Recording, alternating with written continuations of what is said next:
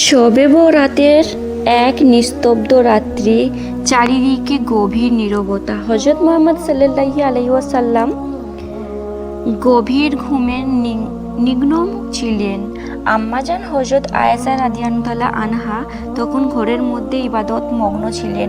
হঠাৎ মধ্য রজনীতে ফেরেশতা হযরত জিবরাইল আলাইহিস সালাম সেইখানে এসে উপস্থিত হলেন এবং উচ্চারিত হলো পবিত্র আহ্বান। প্রিয় নবীজিকে বললেন, ইয়া রাসূলুল্লাহ, আপনি উঠুন। ফেরেশতা হযরত জিবরাইল আলাইহিস সালামের এই কণ্ঠ শুনে রাসূল সাল্লাল্লাহু আলাইহি সাল্লাম ঘুম থেকে জাগ্রত হলেন। তখন ফেরেশতা হযরত জিবরাইল আলাইহিস সালামকে বললেন, ইয়া রাসূলুল্লাহ, ইয়া রাব্বুল আলামিন সুসংবাদ দিয়েছেন।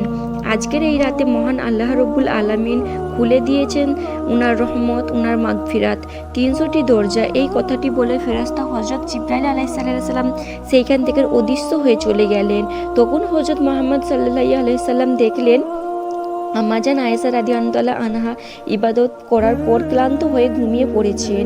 তাই রাসূল সাল্লাল্লাহু আলাইহি ওয়াসাল্লাম আম্মাজান আয়েশা রাদিয়াল্লাহু আনহাকে জাগালেন না। কিছু না জানিয়ে ঘর থেকে বের হয়ে গেলেন। একাকী রাতে নিস্তব্ধতা ভেদ করে হেঁটে হেঁটে চলছেন। বেশ কিছুক্ষণ পর হযরত আয়েশা রাদিয়াল্লাহু আনহার ঘুম ভেঙে গেল। তখন তিনি লক্ষ্য করে দেখলেন রাসূল সাল্লাল্লাহু আলাইহি সাল্লাম ঘরের মধ্যে নেই। তৎপর হযরত আয়েশা রাদিয়াল্লাহু আনহা ঘরের আশেপাশে হযরত মুহাম্মদ সাল্লাল্লাহু আলাইহি সাল্লামকে খুঁজতে লাগলেন। প্রিয় নবীজিকে কোথায় না পেয়ে আম্মাজান আয়েশা রাদিয়াল্লাহু আনহা ঘর থেকে বের হয়ে রাসূল সাল্লাল্লাহু আলাইহি সাল্লামের অন্য বিবিদের ঘরে গিয়ে হযরত মুহাম্মদ সাল্লাল্লাহু আলাইহি সাল্লামের খোঁজ করতে লাগলেন। আম্মাজান আয়েশা ভেবেছিলেন যে প্রিয় নবীজি হয়তোবা অন্য কোনো বিবির ঘরে আছেন, কিন্তু এইখানে রাসূল সাল্লাল্লাহু আলাইহি সাল্লামের ছিল না। এটা দেখে তিনি অস্থির হয়ে গেলেন। তারপর হযরত আয়েশা রাদিয়াল্লাহু আনহা সোজা হযরত ফাতেমা রাদিয়াল্লাহু আনহার বাড়ির দিকে রওনা হলেন। সেইখানে গিয়ে হযরত আয়েশা রাদিয়াল্লাহু আনহা হযরত ফাতেমা রাদিয়াল্লাহু আনহাকে বললেন, হে ফাতেমা, তোমার আব্বাজান রাসূল সাল্লাল্লাহু আলাইহি সাল্লামকে তুমি কোথায় দেখেছো? খুঁজে পাচ্ছি না আমরা। তোমার আব্বাজান এখানে এসেছে নাকি? তখন হযরত ফাতেমা রাদিয়াল্লাহু আনহা বললেন, আম্মাজান, না, এখানে তো আমার আব্বাজান আসেনি। তখন হযরত আলী রাদিয়াল্লাহু আনহা নবীজিকে খোঁজার জন্য বের হয়ে গেলেন। হযরত আলী রাদিয়াল্লাহু আনহার পেছন পেছন হযরত হাসান, হুসাইন রাদিয়াল্লাহু আনহা এবং হযরত ফাতেমা রাদিয়াল্লাহু আনহা এবং আম্মাজান আয়েশা রাদিয়াল্লাহু আনহা বের হয়ে গেলেন। সবাই মিলে একদিক ওদিক খুঁজতে লাগলেন। অবশেষে মসজিদে এসে দেখলেন সেইখানে হযরত মুহাম্মদ সাল্লাল্লাহু আলাইহি সাল্লাম নেই। তখন আম্মাজান আয়েশা রাদিয়াল্লাহু আনহা বললেন, ইয়া রাসূলুল্লাহ সাল্লাল্লাহু আলাইহি সাল্লাম কোথায় গেলেন? সব জায়গা তো খুঁজছি, অন্য বিবিদের ঘরেও তো খুঁজলাম, সেইখানেও পেলাম না। আল্লাহর ঘর মসজিদে এসেও দয়ার নবীজিকে পেলাম না, তাহলে কোথায় গেল? তখন হযরত আলী রাদিয়াল্লাহু আনহা বললেন, আমার মনে হয় দয়ার নবীজিকে মসজিদে পাওয়া না গেলে তাহলে হযরত মুহাম্মদ সাল্লাল্লাহু আলাইহি সাল্লামকে কবরস্থানের জান্নাতুল বাকিতে পাওয়া যেতে পারে। হযরত আলীর কথা শুনে সবাই মিলে জান্নাতুল বাকির দিকে রওনা হলেন। সেইখানে এসে দেখলেন যে রাসূল সাল্লাল্লাহু আলাইহি সাল্লাম সেজদায় পড়ে রয়েছেন এবং সে সেজদায় নূর এবং রাসূল সাল্লাল্লাহু আলাইহি সাল্লামের পবিত্র চেহারা নূরের জান্নাতুল বাকির কবরস্থানের আলোয় আলোকিত হয়ে রয়েছে।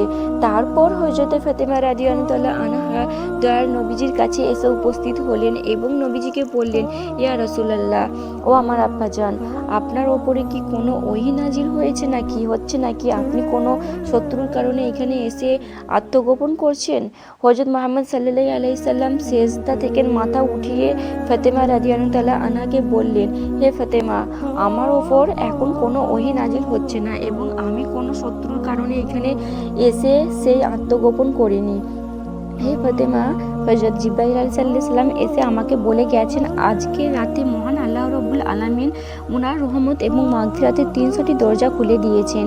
হে ফাতেমা, আজকের রজনী এমন একটি বরকতময় রজনী যে এই রাত্রে বান্দার ভাগ্য নির্ধারিত করা হয়, আর এই রাত্রি মহান আল্লাহ রব্বুল আলামিন বান্দাদেরকে রক্ষা করে থাকেন, আর এই রাত্রি মহান আল্লাহ রব্বুল আলামিন বান্দাদেরকে ক্ষমা করে দেন।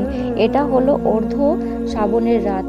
শ্রাবণ মাসের 14 তারিখে দিবাগত রাত আল্লাহ তাআলা অর্ধ শ্রাবণের রাত্রি ওনার বান্দাদের প্রতি মনোযোগ দেন এবং ক্ষমা প্রার্থনাকারীদের ক্ষমা করে দেন এবং অনুগ্রহ প্রাপ্তিদের অনুগ্রহ করে আর হিংসা পোষণকারীদের ছেড়ে দেন। হে ফাতেমা, আমি সেজদায় পড়েছিলাম জান্নাতুল বাকিতে, যারা শহীদ আছে তাদের জন্য মহান আল্লাহ রব্বুল আলামিনের কাছে দোয়া প্রার্থনা করছি, কেননা আমি যা জানি তোমরা তা জানো না, আমি যা দেখি তোমরা তা দেখতে পাও না। আমি যখন কবরের কাছে এসে দাঁড়াই তখন কবরে থাকা ব্যক্তিদের সঙ্গে মহান আল্লাহ তাআলা কিরূপ আচরণ করেন তা আমি বুঝতে পারি। তোমরা যেমন দিনের বেলায় সবকিছু স্পষ্ট দেখতে পাও, আমি কবরের আযাব ঠিক তেমনি স্পষ্ট দেখতে পাই। হে ফাতেমা, আমি জান্নাতুল বাকিতে এসেছি আমার সাহাবাদের জন্য মহান আল্লাহ রব্বুল আলামিনের কাছে মাগফিরাতের কামনা করতে। মহান আল্লাহ রব্বুল আলামিন যেন সবাইকে জাহান্নামের কঠিন আযাব থেকে নাজাত দান করেন। অবশ্যই তারা সকল মিলে জান্নাতুল বাকি থেকে বাড়ির দিকে রওনা হলো। তারপর পঞ্চম হিজরি শ্রাবণ মাস আল্লাহ রাসূল সাল্লাল্লাহু আলাইহি সাল্লাম ওনার সাহাবেদের নিয়ে ফিরছেন বনি মুস্তাকিলের যুদ্ধ থেকে। কিছু লোক আগে চলে গেল, সবাই ক্লান্ত, ধুলোমাখা চেহারা, তারা খুবই তৃষ্ণার্ত, খুব মনে শান্তি, কারণ তারা আল্লাহর রাস্তায় জিহাদ করে ফিরছেন। কিন্তু এই শান্তির মুহূর্তের সামনে দেখতে পেয়েছিলেন একটি পানির কূপ। একজন মুজিহির, একজন অনাসর, দুইজনের মধ্যে ঘটে গেল এক ঘটনা। মুজাহির ভাই চিৎকার দিলেন, হে মুজাহির। আনসার ভাই ডাক দিলেন, হে আনসারা। বাস শুধু এতটুকুনি। কিন্তু দূরে বসে এক লোক এইসব দৃশ্য দেখছিল, তার চোখে জ্বলে উঠল এক বিষাক্ত আগুন। সে মনে মনে বলল, এই তো সুযোগ, এবার তাদের মধ্যে হিংসার আগুন ছড়িয়ে দেব। আসলেই সে ছিল মুনাফিকদের সর্দার নামে খ্যাত আব্দুল্লাহ ইবনে উবাইদ, এবং নাম ইতিহাসের কালো অক্ষরে লেখা আছে।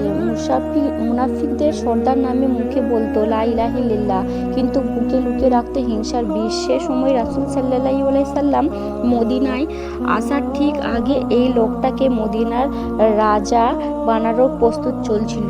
তার মুকুট প্রায় তৈরি হয়ে গিয়েছিল, কিন্তু আল্লাহর রাসূল সাল্লাল্লাহু আলাইহি সাল্লাম ভেঙে গেল তার স্বপ্ন। সব থেকে তার হৃদয় পুষে রাখা হিংসা, বিষেদ আর ক্ষোভ জ্বলে উঠেছিল। সে বলল, আজ আমি মুসলমানদের ভেঙে দেব। তারপর আব্দুল্লাহ ইবনে তার কাছে গেল এবং কান্না করে বলল, প্রিয় ভাইরা, দেখছো তো এই মুজাহির কিরূপ আচরণ করছে? আমাদের শহরে এসে এখন আমাদের ওপর চওড়া দিচ্ছে। আমরা তাদের আশ্রয় দিয়েছি, খাবার দিয়েছি, ঘর দিয়েছি, এবং আজ আমাদের সাথে এমন ব্যবহার করছে যা দেখে খুবই দুঃখ হয়। তা আমরা সিদ্ধান্ত নিয়েছি মদিনায় ফিরে আমরা রাসূল সাল্লাল্লাহু আলাইহি সাল্লামের অনুসারীদের বের করে দেব। আচ্ছা, আপনারাই বলুন, মুহাম্মদকে আমরা খাইয়ে মোটা তাজা করেছি, আর এখন তিনি আমাদের বিরুদ্ধে দাঁড়িয়েছেন। আরও অন্যান্য কথা বলে মানুষকে খেপিয়ে দিলেন এবং ষড়যন্ত্র করতে লাগলেন। যখন এইসব কথা বলছিলেন তখন সেইখানে দাঁড়িয়েছিলেন এক কিশোরী সাহাবী, হযরত যায়েদ ইবনে আকরাম রাদিয়াল্লাহু তাআলা আনহা। বয়স কম, কিন্তু ঈমান পাহাড়ের মতো দূর। যখন এই খারাপ কথাগুলো শুনল তার পুরো শরীর কেঁপে উঠল, বুকের ভেতরে যেন একটা কেউ ছুরি ঢুকিয়ে দিল। সে আর এক মুহূর্তে দেরি করল না, রাসূল সাল্লাল্লাহু আলাইহি সাল্লামের বাড়ির দিকে রওনা হলেন। হযরত মুহাম্মদ সাল্লাল্লাহু আলাইহি সাল্লামের কাছে এসে কান্না করে বললেন, কিন্তু কথা বেরোলো না, শুধু বললেন, ইয়া রাসূলুল্লাহ, আব্দুল্লাহ ইবনে উবাইদ আপনার সম্পর্কে। শুধু এই কথাটা বলার পর চোখ দিয়ে টপ টপ করে জল পড়তে লাগলো, আর কথা বলতে পারলো না। তখন রাসূল সাল্লাল্লাহু আলাইহি সাল্লাম ধীরে ধীরে তার কাঁধে হাত রেখে এবং বললেন, শান্ত হও, নিঃশ্বাস নাও, তারপর বলো কি হয়েছে। যায়েদ রাদিয়াল্লাহু তাআলা আনহা তখন থেমে কাঁদতে কাঁদতে পুরো ঘটনা বলল। তারপর রাসূল সাল্লাল্লাহু আলাইহি সাল্লামের উমরের ডাকলেন এবং সমস্ত ঘটনা হযরতে উমরের সাথে বললেন। এই কথা শুনে হযরতে উমর অত্যন্ত রেগে গেলেন। তখন তার চোখ দুটো লাল হয়ে গেল, চোয়াল শক্ত হয়ে গেল। হযরতে উমরের হাত ছিল তলোয়ার। সাথে সাথে তিনি গর্জে উঠলেন, ইয়া রাসূলুল্লাহ, আমাকে অনুমতি দিন, আমি এক্ষুনি ওই মুনাফিকদের মাথা দেহ থেকে আলাদা করে দিচ্ছি। কিন্তু রাসূল সাল্লাল্লাহু আলাইহি সাল্লাম তিনি ধীরে ধীরে মাথা নাড়ালেন এবং বললেন, শান্ত হও উমর, যদি আমি তাকে হত্যা করি তাহলে মানুষ কি বলবে? মুহাম্মদ তার নিজের সাথীদের হত্যা করেন? তখন হযরতে উমর বললেন, কিন্তু ইয়া রাসূলুল্লাহ, এত মুনাফিক। রাসূল সাল্লাল্লাহু আলাইহি সাল্লামের বললেন, মানুষ তো এটা জানে না। ওমর বাইরে থেকে দেখলো তো সে মুসলমান, সে কলেমা পড়ে নামাজ পড়ে। মানুষ শুধু এটা দেখবে যে আমি একজন মুসলিমকে মেরে ফেললাম। তারপর রাসূল সাল্লাল্লাহু আলাইহি সাল্লাম এমন একটা সিদ্ধান্ত নিলেন যা ছিল বিস্ময়কর কৌশল। রাসূল সাল্লাল্লাহু আলাইহি সাল্লাম বললেন, সবাইকে ডাকো, আমরা এখনই রওনা হব। আজ আমরা একটানা রাত দিন সফর করব। সাহাবারা অবাক হয়ে গেলেন, এ কেমন সিদ্ধান্ত? কিন্তু তারা জানতেন না রাসূল সাল্লাল্লাহু আলাইহি সাল্লাম আসলেই কি করছেন। তারপর তারা সবাই রওনা হলো। রাসূল সাল্লাল্লাহু আলাইহি সাল্লাম চাইলেন সবাই এত ক্লান্ত হয়ে পড়ুক যে কথা বলার সময় না পায়। মুনাফিকরা যেন মুসলমানদের মধ্যে বিষ ছড়াতে না পারে, ষড়যন্ত্র যেন শুরু হতেই না পারে। 30 ঘন্টার ক্লান্তি যাত্রা শুরু হলো। সফর দিন গড়িয়ে রাত, রাত গড়িয়ে আবার দিন। কেউ থামলো না, কেউ বিশ্রাম নিল না, শুধু হাঁটা আর হাঁটা।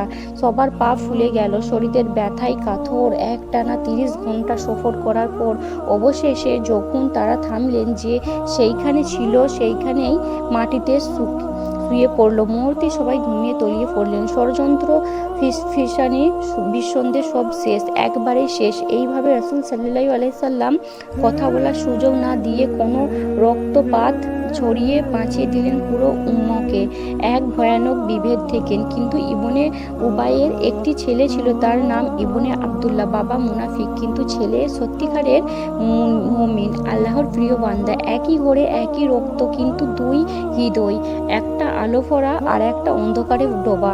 ছেলে ইবনে আব্দুল্লাহ কোনো এক প্রয়োজনে এক জায়গা যাচ্ছিলেন। তখন হঠাৎ তিনি শুনলেন তার বাবা রাসূল সাল্লাল্লাহু আলাইহি সাল্লামকে অপমান করেছে, তার বিরুদ্ধে উল্টো পাল্টা কথা বলেছেন। তখন সে আর শান্ত থাকতে পারল না, পুরো পৃথিবী যেন ভেঙে পড়ল। সাথে সাথে তিনি দৌড়ে গেলেন রাসূল সাল্লাল্লাহু আলাইহি সাল্লামের কাছে। অঝরে কাঁদতে কাঁদতে বললেন, ইয়া রাসূলুল্লাহ, আমি শুনেছি আপনি আমার বাবাকে শাস্তি দিতে চান। যদি সত্যি আপনি চান তাহলে দয়া করে আমাকে এই কাজটি করার আদেশ দিন। রাসূল সাল্লাল্লাহু আলাইহি সাল্লামের চমকে দাগ তাকালেন। তারপরে ছেলেটি বললেন, আপনি অনুমতি দিলে আমি নিজে আমার বাবার গর্দান কেটে আপনার সামনে হাজির করব।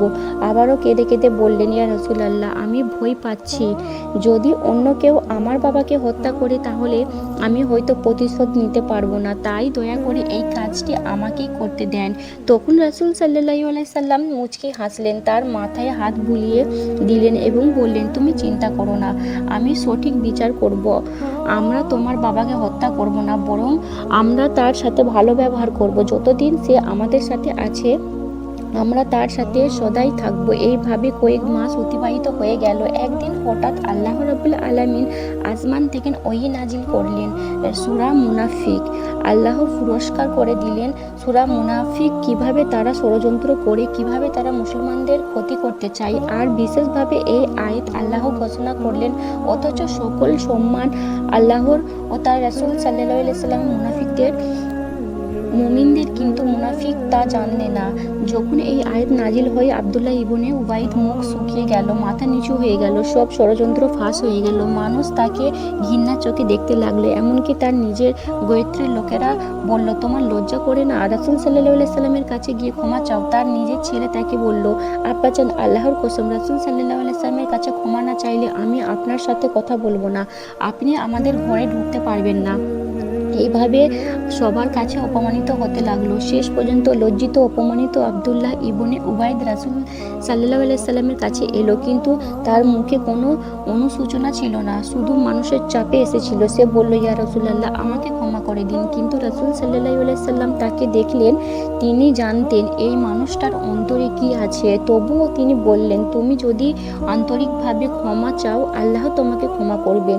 তবে জেনে রাখো, আল্লাহ সব দেখেন, সব জানেন। কিছুদিন পরে আব্দুল্লাহ ইবনে উবাইদ মারা গেলেন। তার শেষ মুহূর্ত সে তওবা করলো কিনা কেউ জানে না। কিন্তু দেখুন রাসূল সাল্লাল্লাহু আলাইহি সাল্লামের মহা অনুগতা যখন তার মৃত্যুর খবর এলো, হযরতে উমর বলল, ইয়া রাসূলুল্লাহ, এ মুনাফিকদের জানাজা কিভাবে পড়ব? রাসূল সাল্লাল্লাহু আলাইহি সাল্লাম বললেন, হে উমর, সে ছিল আমাদের মধ্যে একজন, তার আমার ছেলে, আমাদের প্রিয় সাহাবা, তার পরিবার আমাদের পরিবার, আমি তাদের মুখে পাশে দাঁড়াবো। রাসূল সাল্লাল্লাহু আলাইহি সাল্লাম আমি তাদের দুঃখের পাশে দাঁড়াবো। রাসূল সাল্লাল্লাহু আলাইহি সাল্লাম নিজে তার জানাজায় গেলেন। একবার আবু জাহেল কয়েকজন কাফের মুনাফিকদের নিয়ে তার ঘরের দরজায় কাছে একটি বড় গর্ত খুঁড়তে লাগলো। তার সঙ্গী সাথী মুনাফিক কাফেররা বলল, হুজুর এখানে গর্ত কি করবেন? আবু জাহেল শুধু হাসলেন আর বলল, বুঝতে পারবে। তারপর কয়েকদিন পর যখন গর্ত সম্পূর্ণ করলো, সে রাতের বেলা আবু জাহেল তার কাফের মুনাফিক সঙ্গী সাথীদের নিয়ে নবীজিকে হত্যা করার ষড়যন্ত্র করছিল।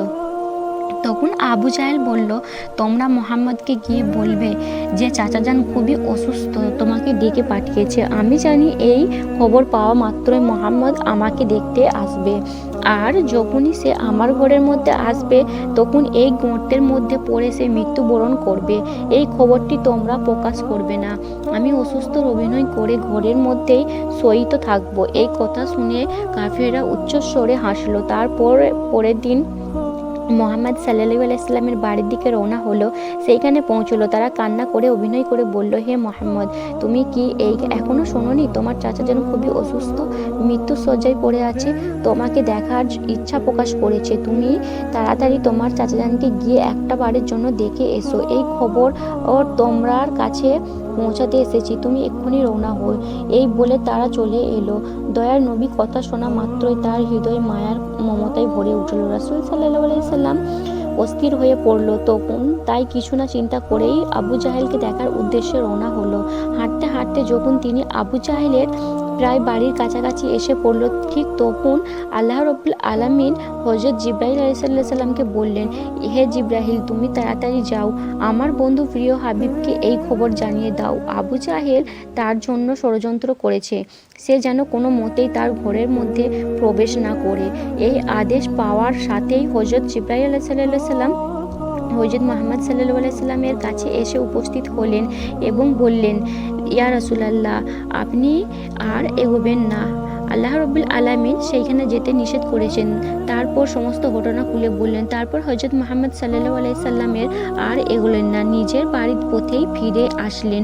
তো এখন সময় অতিক্রম করার পর আবু জাহেল দেখল প্রিয় নবীজি তার ঘরের কাছে আসছেন না। তখন তিনি অস্থির হয়ে পড়ল। সেই সময় কয়েকজন কাফের আবু জাহেলের কাছে এসে বলল, হুজুর, মুহাম্মদ সাল্লাল্লাহু আলাইহি সাল্লাম বাড়ি ফিরে গেছে। আর কয়েক কদম আসলেন গর্তে পড়তো, কিন্তু জানি না কেন সে ফিরে গেল। এই খবর শুনে আবু জাহেল লাফিয়ে উঠল। সে বলল, কেন ফিরে গেছে? সবাই বলল, আমরা তো জানি না হুজুর। তখন আবু জাহেল নিজেই মোহাম্মদকে ডেকে আমার জন্য যেমনি তেমনি ঘরের বাইরে পা দিতে গেল, আর তখনই নিজের খোঁড়া গর্তই নিজেই পড়ে গেলেন। সে কিছু বুঝতে পারল না, তার মনে ছিল না যে সে নিজেই গর্ত করেছিল। মোহাম্মদকে ফেলবে বলে কিন্তু নিজেই সে গর্তে পড়ল। আর তখন আল্লাহ রাব্বুল আলামিন ওই ঘর থেকে নির্দেশ দিলেন, হে গর্ত, আর প্রস্তুত, আরো বড় হয়ে যাও। সাথে সাথে গর্ত আরো বড় হয়ে গেল। এটা দেখে আবু চিৎকার করে কাঁদতে লাগলো, আর নিচ থেকে তারা সঙ্গী সাথীদের বলতে লাগলো, আমাকে বাঁচাও, তোমরা বাঁচাও। এই কথা শুনে ওপর থেকে সকল সঙ্গী কাফের মুনাফিকরা বলল, হুজুর, এত বড় গর্ত থেকে আমরা তোমাকে কিভাবে উদ্ধার করব? এটা আমাদের পক্ষে কখনোই সম্ভব নয়। তখন আবু জাহেল বুঝতে পেরেছিল গর্ত তো সেই ছোট্ট ছিল, কিন্তু কিভাবে এত বড় হয়ে গেল। সে বুঝে গিয়েছিল এখানে উদ্ধার করতে হলে একমাত্র মুহাম্মদকেই দরকার। তখন গর্তের নিচ থেকে চাচিয়ে বলল, তোমরা মুহাম্মদকে গিয়ে বলো তোমার চাচা আবু জাহেল যে ষড়যন্ত্র করেছিল তার জন্যই দুঃখিত এবং সে ক্ষমা চেয়েছে, রাজি, দয়া করে তখনই ওইখান থেকে উদ্ধার করুন। তারপর আবু জাহেল ওইখানে চলে গেলেন। আবু জাহেল যার ওই গর্ততেই রইলেন। তখন মুহাম্মদ সাল্লাল্লাহু আলাইহি সাল্লাম বাড়ির থেকে কয়েকজন কাফের এলো রাসূল সাল্লাল্লাহু আলাইহি সাল্লামের কাছে।